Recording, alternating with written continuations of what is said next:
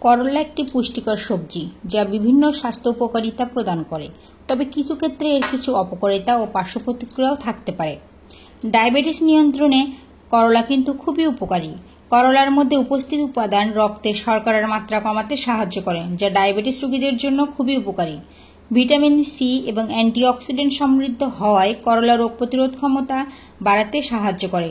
করলায় উপস্থিত ফাইবার কোষ্ঠকাঠিন্য প্রতিরোধ করে এবং হজম প্রক্রিয়াকে উন্নত করে।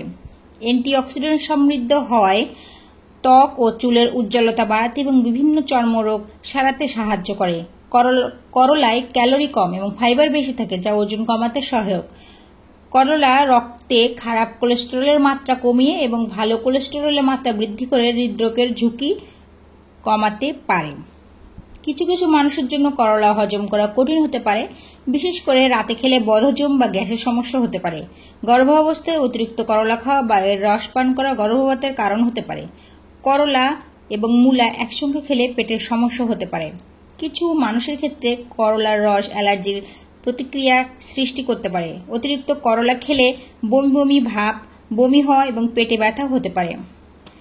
তো বন্ধুরা, কেমন লাগলো আমার আজকের এই করলা ভাজি? এই করলা ভাজিটা কিন্তু একেবারেই তেতো লাগে না এবং খেতে খুবই সুস্বাদু হয়।